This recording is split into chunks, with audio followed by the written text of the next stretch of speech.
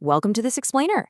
If you've ever found yourself absent-mindedly humming a tune about a farm animal or a rainy day, you might be totally surprised to learn that you are actually reciting highly engineered packets of data. Today, we're going to unpack the source material of standard early childhood rhymes and dive right into the surprisingly complex cognitive scaffolding hidden beneath the surface of the songs we sing to kids every single day. Here is our roadmap for today. We're going to cover the early learning blueprint, linguistics, risk and safety, the morning street economy, and finally, family systems. Section 1, the early learning blueprint. We're unlocking the code of toddler media. It's so easy, right, to just dismiss toddler media as bright colors and simple sounds meant to just occupy a kid's time. But when we really examine the text, a completely different picture emerges. We're actually looking at a blueprint for survival and understanding. Take this lyric directly from our source material, regarding a game of hide and seek. On the surface, sure, it's just a catchy lyric set to a bouncy rhythm, but notice the direct, serious behavioral instruction embedded right there in the tune. The hatch is not a place to play. You might slip and get hurt inside.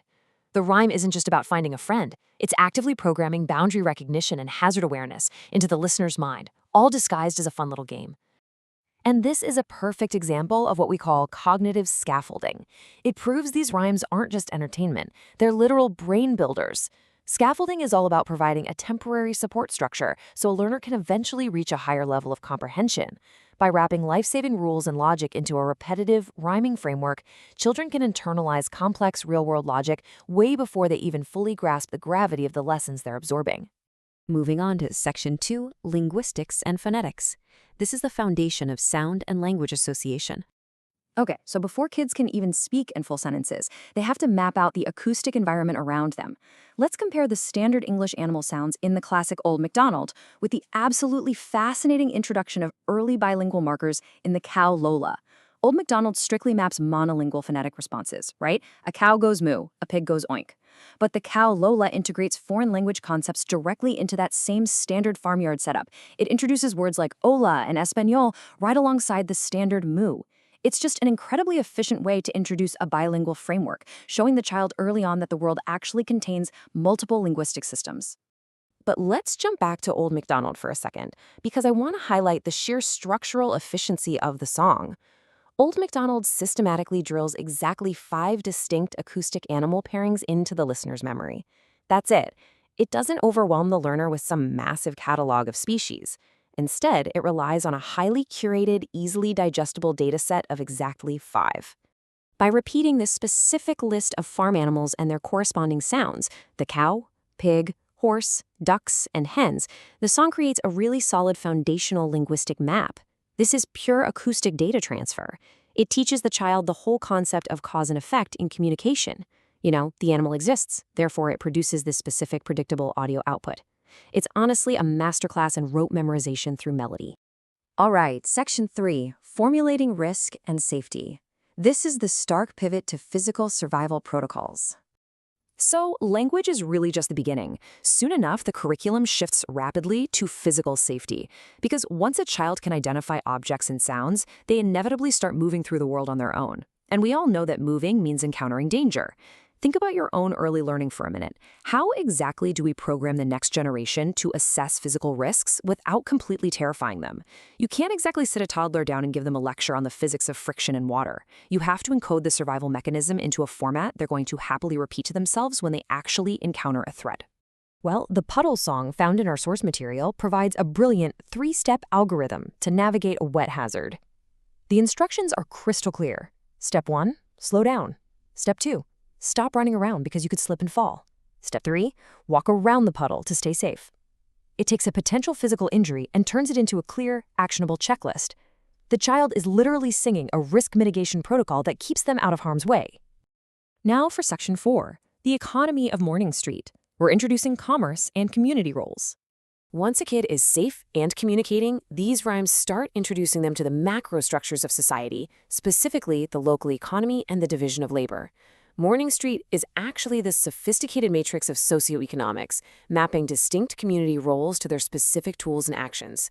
We start with the classic Muffin Man and his warming pan who bakes, but the song expands into an entire commercial district. We've got the Balloon Man with his windy fan who floats, the Ice Cream Man with his frosty van who chills, and the Lollipop Man with his shiny stand who smiles. It's teaching the child that society is made up of specialized workers, each needing specific equipment to provide a very specific good or service. And notice how the lyrics deliberately assign exactly one unique commercial action to each vendor. This ensures the child learns distinct categories of labor without any confusing overlap. It's a perfectly balanced commercial output on Morning Street. The Muffin Man doesn't chill, and the Ice Cream Man doesn't bake. The child is learning that a functioning community actually relies on a diversity of specialized trades. It is literally Economics 101, all disguised as a cheerful neighborhood sing-along. Finally, Section 5, Family Systems and Categorization. Here we look at organizing the world using hierarchies. Because the family unit is the absolute most familiar structure to a toddler, these rhymes cleverly use that known structure as a scaffold to teach them entirely new, abstract ways to categorize the world. Take the classic Rain, Rain, Go Away, for example. The delay of playtime is categorized chronologically down a strict family hierarchy. The song kicks off with Daddy wanting to play, then moves down the chain to Mommy, Big Brother, Little Sister, and finally, the tiny baby. It's teaching order, patience, and descending social structures. By associating the passage of time with the sequential members of the family, the child learns how to group items in a logical, descending sequence. We see a super similar cognitive trick in the Finger Family song.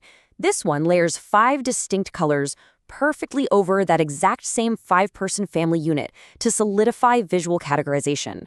The song explicitly assigns yellow to daddy, blue to mommy, pink to sister, red to brother, and green to baby. By tethering abstract concepts, like colors, to the familiar, already established framework of the 5 family members, the child's brain can securely file away this new visual data without getting totally confused. And then, this descriptive categorization extends outward from the family unit to household pets. The source material features a kitty cat song that uses repetitive phrasing to map out distinct physical traits. By focusing the listener's attention on specific anatomical features, the button nose, the tiny whiskers, the little claws, the fluffy fur, the rhyme is teaching the child how to systematically observe and categorize the physical attributes of the living things they share their home with. It's essentially an early lesson in scientific observation. So, as we wrap up this explainer, I want to leave you with something to really think about. Just how profoundly have these hidden early curriculums programmed the way you see the world today? From the way you automatically categorize colors and animals, to those deep-seated algorithms that tell you to slow down near a puddle, these aren't just silly little songs. They are the intricate musical code that built the very foundation of your logic. The next time you hear one of these simple rhymes, remember, you are quite literally listening to the sound of a mind being built.